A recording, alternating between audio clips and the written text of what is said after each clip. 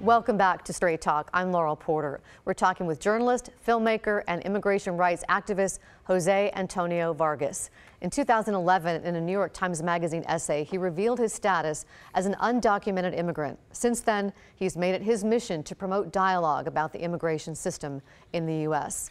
Welcome once again. Thank Good you. to have you Thank here. you again for having me. President Trump has called for an end to the diversity visa program after the New York terror attack we saw on Halloween, where a terrorist mowed down pedestrians. It's been reported the suspect came from Uzbekistan 7 years ago under that program.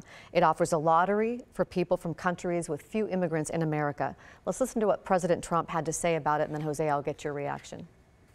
Following the terrorist attack in New York, I'm calling on Congress to immediately terminate the diversity visa lottery program. It's a disaster for our country. This program grants visas not on a basis of merit, but simply because applicants are randomly selected in an annual lottery.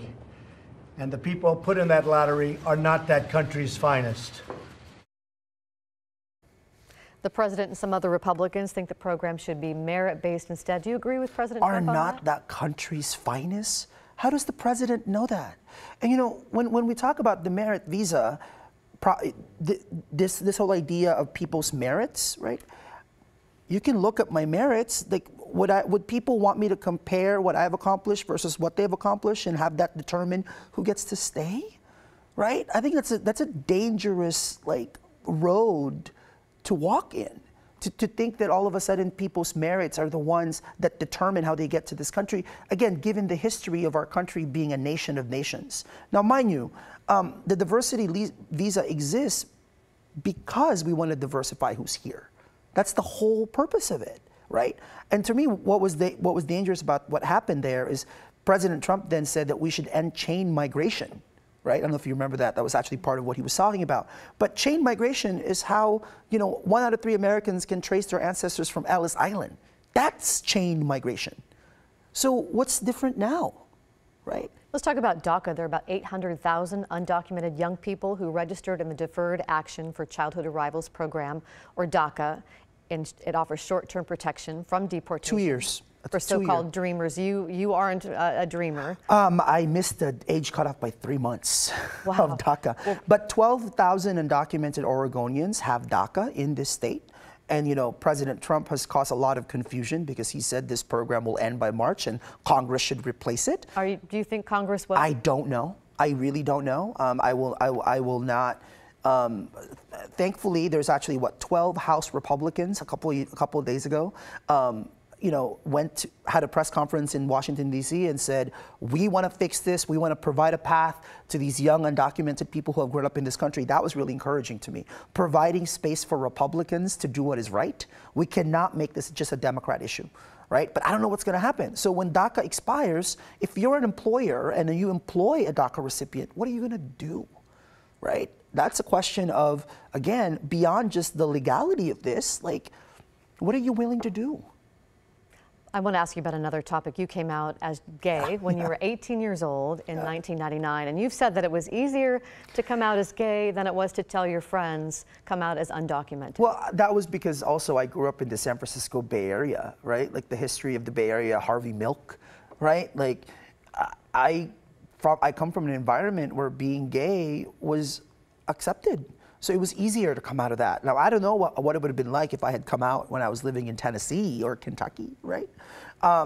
But I couldn't be in 2 closets about 2 things at once, right? 2 closets, so I had to get out of one of them, and it was easier to get out of the gay one, so that was what I did.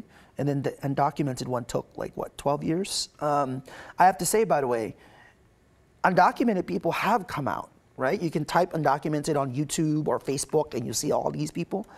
The question now, though, given the state of what we're living through, and people being so afraid, the fear, I don't really have words for it, frankly, and that's why I'm trying to be as vocal and as public as possible to tell undocumented people not to be afraid. Well, what is it like to be gay and undocumented? 2 groups that have been historically isolated and excluded. Well, I am thankful that I got to read Toni Morrison as early as I did, the novelist, because she told me that freedom was in my mind.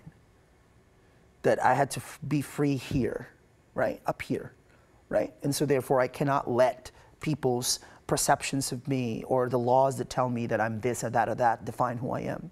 And now, the question now though is, how are all these Oregonians, right? How are all these people who live with us, who go to school with us, who employ us, who work with us, who go to church with us, like, are they gonna come out?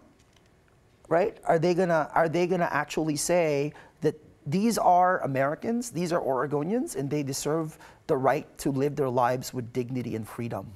And we have about 30 seconds. Yeah. You've had a call to action to LGBT groups Yeah. to be more inclusive, you said. Absolutely. I mean, I think, you know, this is not only a Mexican-Latino border issue, this is a women's rights issue. This is an issue that impacts Black community and white people. This is an issue that impacts Native Americans. Like, inclusivity must be central to this conversation. That's why the organization is called Define American, not Define Immigrant. And defineamerican.com is there if you want to get more information. Please check it out. Also, JoseAntonioVargas.com if you want to find out more information. Jose, thank you for joining us. Thank you so much for having me. And thank you for watching. We'll see you next week for Straight Talk. Thank you very much. This was awesome.